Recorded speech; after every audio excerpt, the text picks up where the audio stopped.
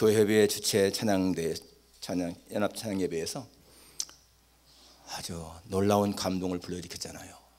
참석한 모든 사람들이 너무너무 놀랬고 은혜 받았다고 그렇게 막 얘기를 해왔습니다. 금년에 지난번에 있은 부활절 예배에서도 마찬가지로 이구동성으로 사람들이 칭찬을 많이 했어요. 앞으로 우리 찬양대가 더 많은 인원이 보강되고 그래서 더 하나님 앞에 영광 돌릴 줄 믿습니다. 지난 금요일 예배에 우리 기도회 때에 참석하신 분들은 이렇게 좀 느꼈을 것 같아요. 그날은 막 이렇게 하나님의 성령의 임재하심이 뜨겁게 임하는 그런 것을 체험했습니다.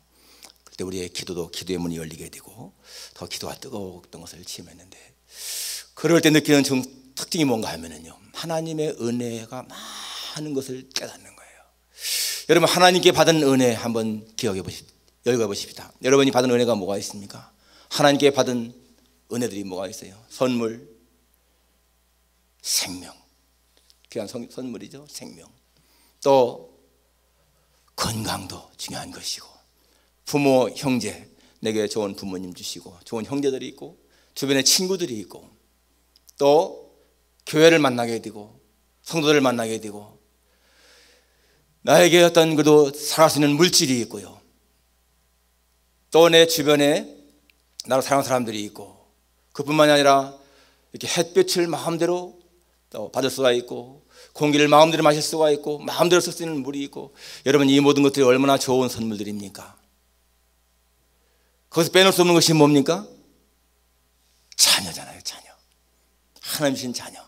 오늘 성경에 보니까 뭐라고 나옵니까? 보라, 자식들은 여호와의 기업이요 태의 열매는 그의 상급이로다 라고 했습니다. 오늘 제목이 자녀는 하나님의 기업이요 상급입니다 하는 제목입니다. 기업, 이것은 유산이라는 뜻입니다. 유산, 하나님이 물려주신 거라는 거예요. 이 말은 무슨 말인가 하면은 하나님이 주시지 않으면은 받을 수가 없다는 것입니다. 자녀는 내가 갖고 싶다고 하는 것이 아니잖아요. 하나님이 주신 거라는 거예요. 성경에 보니까 위대한 인물들 가운데서도 자녀가 없어서 얼마나 애를 태운 사람들이 있습니까? 사라 같은 경우, 아브라함의 아내 사라 같은 경우 나이 90이 되도록 자녀를 못 낳았어요. 90이 되도록. 하나님이 90세가 되니까 자녀를 줬습니다. 그 아들 이삭의 아내 리브가 마찬가지로 40세에 이 이삭이 결혼했는데 60세까지 자식이 없었습니다. 60이 되어서 하나님 자녀를 주신 거예요. 야곱이 가장 사랑하는 아내가 라헬이었는데 이 레이첼 자식이 없었잖아요. 남편한테 자식을 달라고 막 때를 쓰잖아요. 그러니까 이 야곱이 그대로 성취치 못하게 하시는 하나님이신데 그렇게 화를 내냐고 막 야단하잖아요. 또 한나 같은 여인, 자식이 없어서 자기 남편의 첩한테, 분인나한테 격동됨을 당해서 하나님께 울며 기도하지 않습니까? 자식 달라고. 하나님 나중에 아들 사무엘을 주십니다. 신약에 오게 되면 사가랴의 아내 엘리사벳 두 부부가 나이가 많은데도 아들이 없었는데 나중에 하나님이 아들 주는데 그게 세례 요한입니다.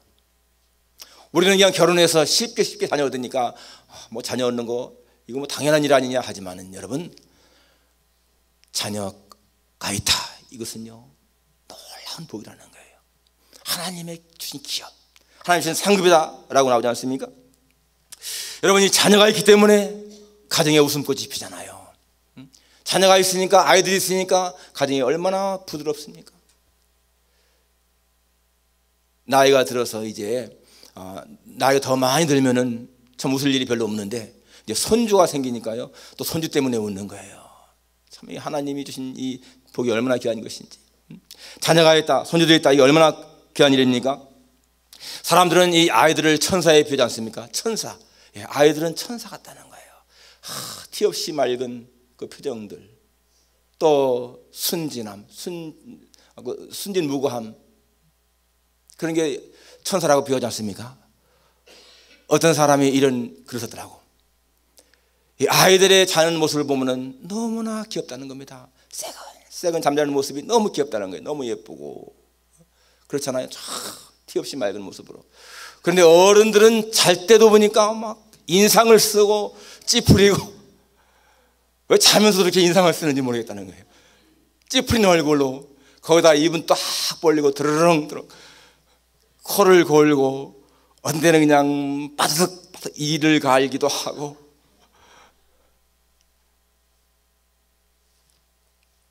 그런데 그렇게 이를 갈고 인상을 쓰고 자는 그 어른들도 다 어릴 때는요 천사 같지 않습니까? 어린아이. 이게 사람은 나이가 들어도 이 동심을 잃지 않아야 됩니다. 동심을 가는 게 참 중요한 거예요. 동심을 가진 사람들이 감성이 풍부한 겁니다. 이 동심, 감정이 풍부한 사람들은 어떻게 표현하느냐 하면요, 계절을 딱 느낀다는 거예요. 계절. 야, 봄이 오면은 꽃이 너무 아름답구나. 천지가 정말 하나님이 좋아하는 것 같구나. 이런 그 계절의 감각. 여름 되면은 뜨거운 태양 속에서도 정열을 느끼기 때문에 좋고, 가을 되면은 그 가을 단풍 속에서 아름다움을 느끼게 되고, 겨울의 눈을 바라보면서도 또 마음에 어떤 걸 느낀다는 거예요. 그런데 감정이 없는 사람들은 계절의 변화를 못 느낀다는 거예요. 딱 느끼는 게 두 가지. 덥다. 춥다. 왜 이렇게 추냐. 덥고 추운 것밖에 못 느낀다는 겁니다. 이 감정이 미만하다는 얘기예요. 우리 어린아이 같은 마음을 가져야 돼요. 동심. 여러분, 봄이 되면은요 봄이 좋고, 여름이 되면 여름이 좋고, 가을 되면 가을 좋고, 겨울 되면 겨울 좋은 사람, 감성이 풍부한 사람입니다. 제가 그렇습니다. 정말이에요. 저는요 봄이 되면 봄이 너무 좋고, 여름이 되면 여름이 너무 좋은 거예요. 가을은 가을대로, 겨울은 겨울대로 좋아요. 그런 사람 또 있죠? 여기 계시네. 그래야 됩니다. 하나님이 창조하신 자연세계 바라보면서 언제나 모든 것에 감사하는 거예요. 모든 것에. 비가 오면 비가 와서 좋고요, 바람이 불면 바람이 와서 불어서 좋고, 햇빛이 찌면 햇빛이 쪄서 좋고, 그게 얼마나 좋은 삶이에요. 그게 행복한 삶이거든요.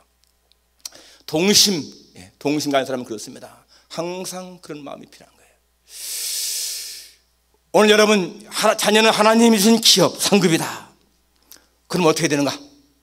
첫째는 하나님께 감사하고 기뻐해야 되죠. 하나님 주신 그 자녀에 대해서 정말 감사하고 기뻐해야 돼. 자녀에 대해서 감사하고 기뻐해야 돼요.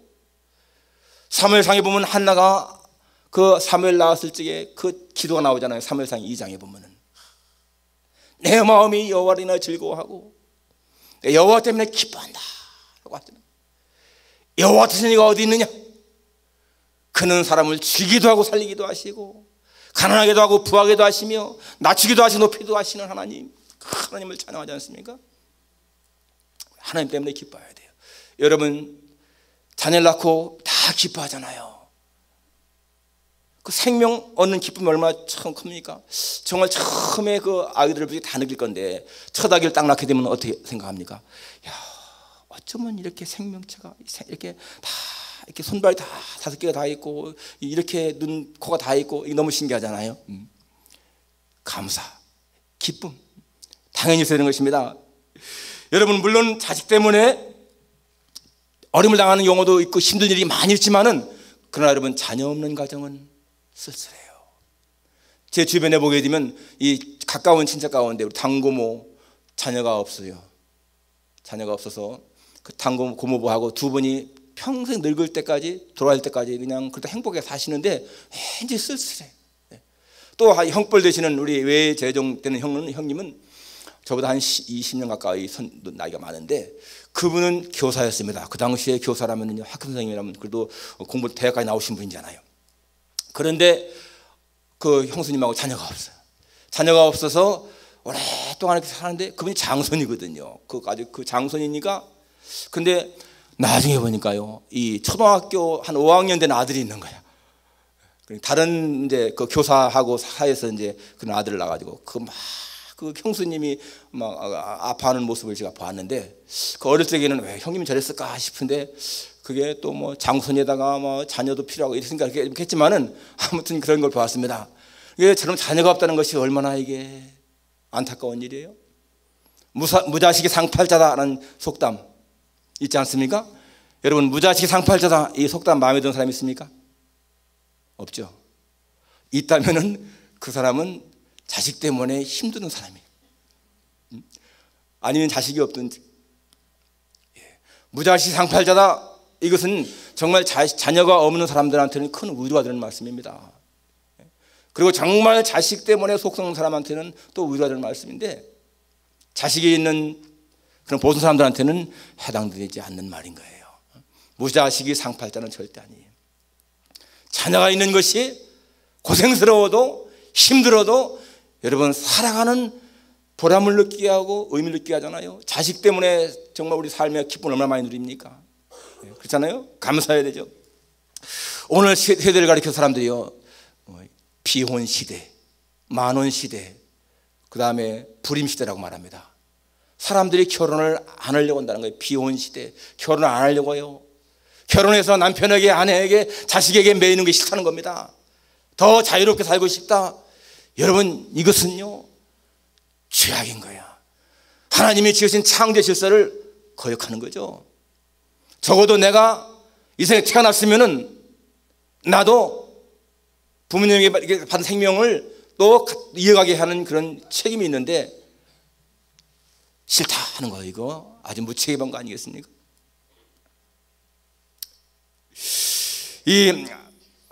한국에 보니까요, 지금 작년, 그러니까 재작년에 12년도 통계를 보니까 32만 명이 결혼을 해요. 거기는 재혼도 포함됐는데 32만 쌍이죠. 32만 쌍이 결혼하는데 11만 쌍이 이혼을 합니다.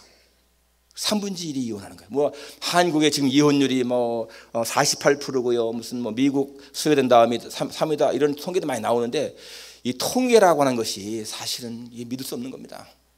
그래도 정확한 이 통계책 나온 거 보니까 32만 쌍 결혼하고 11만 쌍이 이혼한다 그러면 이혼율이 한 30% 좀 넘는다 이렇게 봐야 되는데 48%라고 나온 그런 통계도 있어요. 아무튼 간에 이 결혼하지 않은 거 이건 좋은 것이 아니죠. 그리고 많은 늦게 결혼하려고 한다. 지금 한국의 결혼의 평균 연령이 남자는 32세, 여자는 한 29.2세 정도 되더라고요. 다 늦게 하려고 한다는 얘기예요. 거기에 아예 결혼하는 사람들은 포함 안 되니까 사실은 나이가 많아도 결혼하는 사람들이 많잖아요. 자꾸만 더 늦게 더 인생을 즐긴 다음에 결혼하겠다 하는 사람들도 많지 않습니까? 거기다가 또 불임 시대, 결혼을 해도 아기를 안 낳으려고 하는 거. 마찬가지로 그 아이에게 그 쏟는 걸 뺏고 싶지 않다는 것인데 절대 옳은 것이 아니죠. 여러분, 1260년대에 우리 한국의 자녀의 평균 숫자가요 6명이었습니다. 다 우리 부모님 세대야 다 6명 이상이잖아요.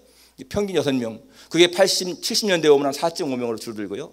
80년에 오니까 이게 2.8명으로 줄어들고 85년도에 되니까 1.6명으로 줄어들었는데 2007년도에 통계를 보면요 1.19명이에요.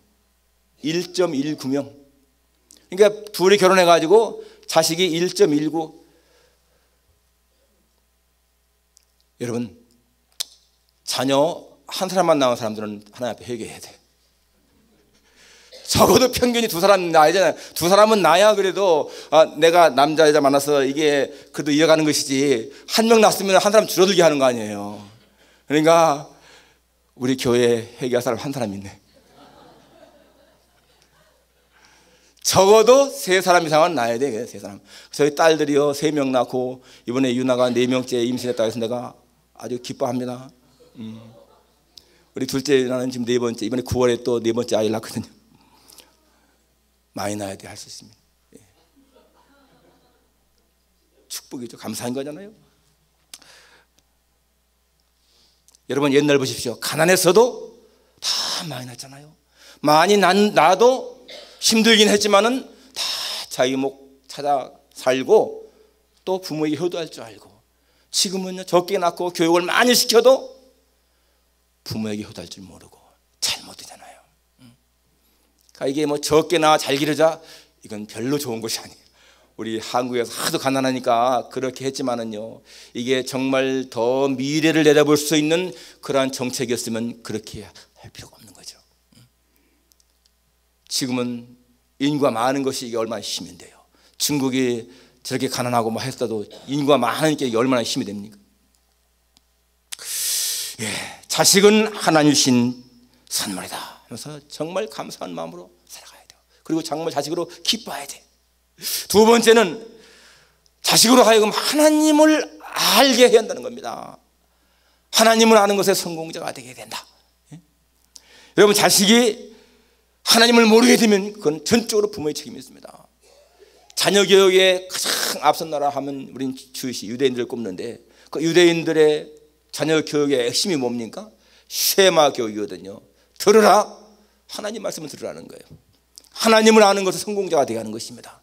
그렇습니다. 여러분, 우리가 자녀를 교육시킬 적에 저는 그렇습니다. 다른 거 아무리 하는 것보다 그 아이로 하여금 하나님을 아는 것에 성공자가 되게 하면 자녀 교육은 끝이다. 제가 얼마나 많이 강조합니까? 유대인들은 하나님에 대한 그 생각이요, 공의의 하나님, 심판의 하나님, 두려움을 느끼는 하나님으로 생각합니다. 그렇기 때문에 여러분 구약에 보게 되면요, 죄를 지으면 용서가 없잖아요. 안식일날 나무한 사람 불러다 놓고 하나님 앞에 물어보니까 하나님이 죽여버리라는 거예요. 돌로 쳐서 죽여버리라는 거예요. 민수기에 보게 되면요, 그 백성들이 참 어려움을 당할 때에 이 유대인 남자 하나가, 시므리라고 하는 남자가 저 이방 여자 고수비라는 여자를 데리고 자기 장막에 들어갑니다. 그때 이 제사장의 아들, 엘라살의 아들, 엘라살의 그 손자죠, 비느하스가 창을 들고 들어가서 그 남자와 여자의 배를 꿰뚫어 죽여버려요. 얼마나 잔인한 겁니까? 그런데 하나님이요, 그 비느하스의 행위 때문에 내가 너를 용서한다고 말합니다. 백성들을 용서한다고 말하는 거예요. 이 비느하스가 나의 질투심으로 질투해서 그들을 처치했다는 겁니다. 죄를 무섭게 심판하시는 하나님이시죠. 그러니까 주의시들은 하나님을 두려움으로 생각하죠. 그러나 여러분, 신약에서 보는 하나님은 다르잖아요. 공의의 하나님이시지만은 그러나 용서의 하나님이고 사랑의 하나님 아닙니까? 당신 스스로가 우리의 죄 때문에 사람 몸으로 와서 십자가에 죽으신 그 사랑의 하나님이잖아요. 용서의 하나님. 성경에 나오는, 우리 신약 성경 가운데서 누가복음 15장에 나오는 탕자의 그 비유, 탕자와 그 아버지의 비유에서 하나님을 가장 잘 보여주는 게 거기에요.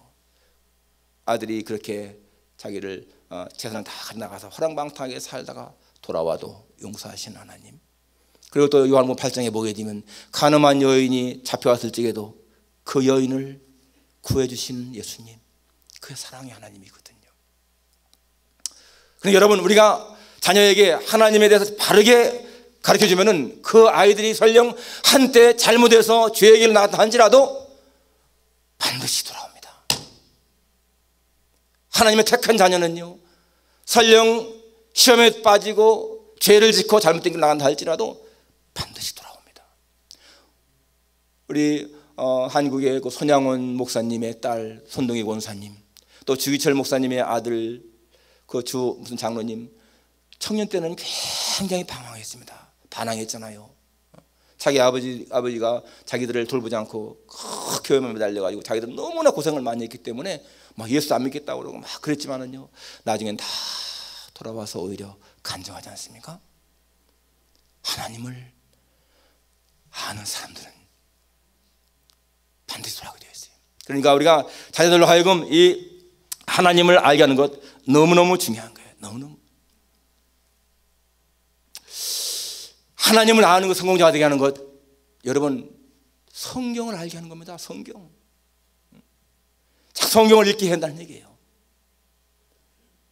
그러려면 여러분 자신이요 성경을 읽어야 돼. 자녀들 앞에서. 우리가 이 주간 성경 읽기를 그렇게 강조해도 여러분 안 참석하시는 분들 많이 계시는데, 저는요, 자, 주간 성경 읽기도 참여하지 않는 분들이 과연 일주일에 성경을 읽을까? 위험요소란 거예요. 죄송합니다. 혹시 그건 안 내도 집에서 읽는 분 계시면 용서하세요.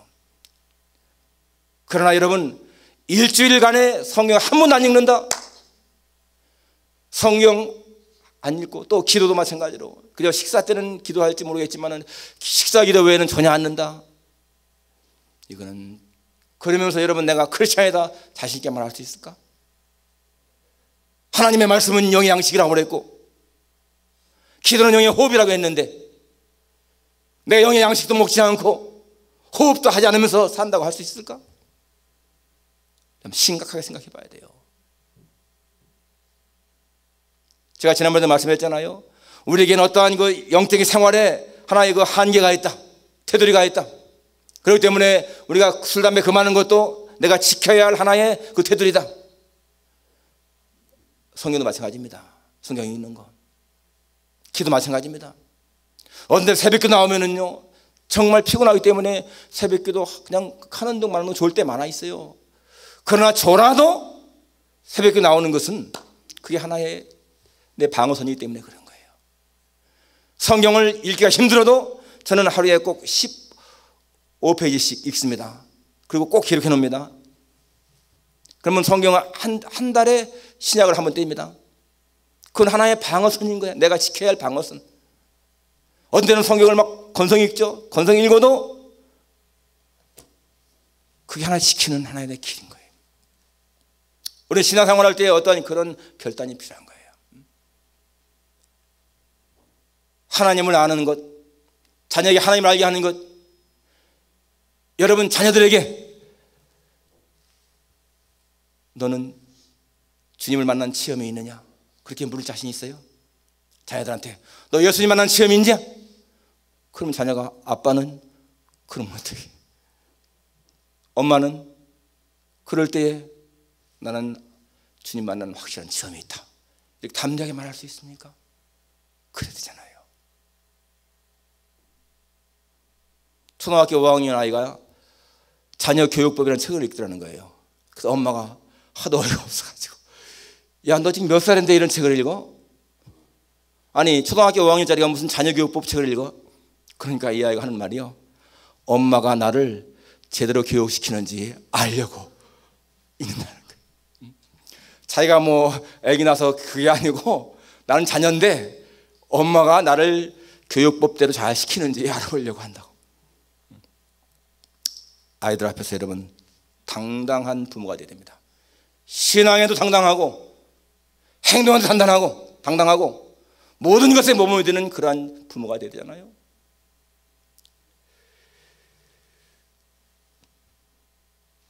예수님 만난 체험이 확실한 사람은 어디가 당당합니다. 우리는 예수님 만난 확실한 체험을 가지고 자녀를 교육시켜야 되고요, 정말 그 아이들로 하여금 하나님을 아는 것에 성공자가 되도록 해야 됩니다. 마지막 세 번째는 자식을 하나님께 맡기면서 정말 기도해야 돼요. 이 자식이 내 것이 아니고 하나님의 것이다라고 하는 것을 확실히 인정을 하고 그 자녀를 위해서 기도하는 게 중요합니다. 자녀가 내 소유다 생각하면 안 된다는 얘기예요.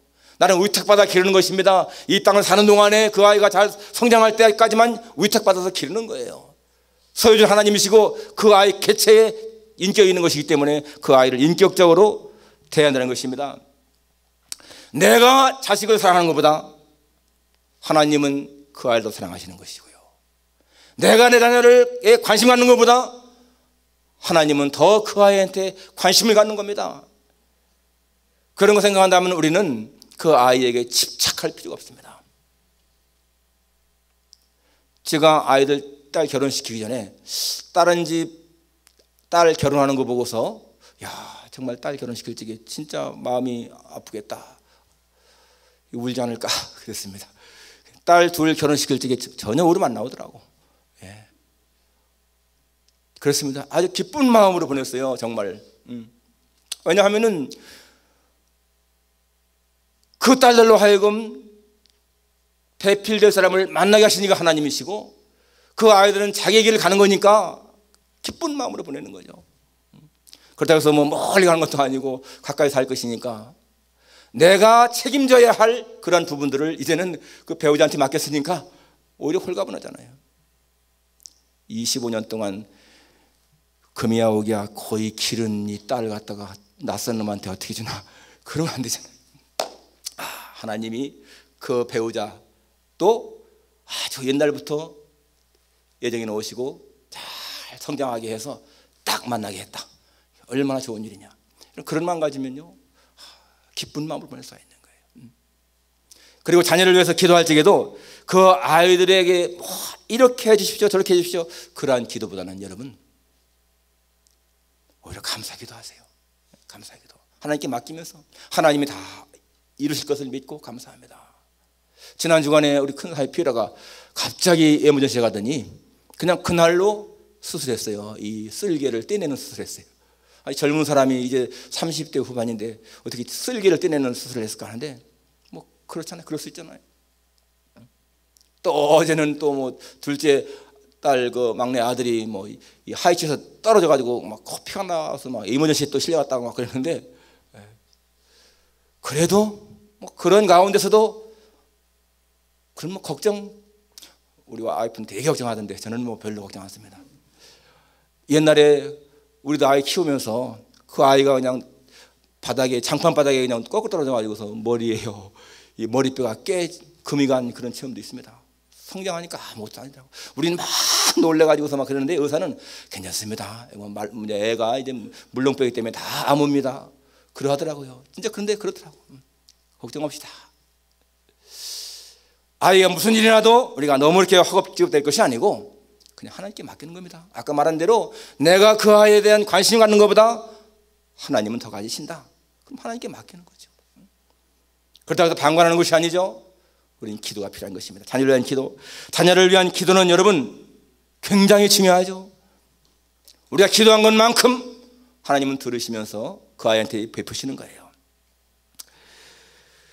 이 한나에게서 배워야 됩니다. 한나, 사무엘 어머니 한나는 그렇게 아들을 간구했다가 정말 하나님 아들을 주시니까 약속한 대로 그 아이가 젖을 떼고 얼마 나면에 그 아이를 갖다가 하나님께 바치잖아요. 완전히 그 하나님의 그 집에다가 맡기지 않습니까?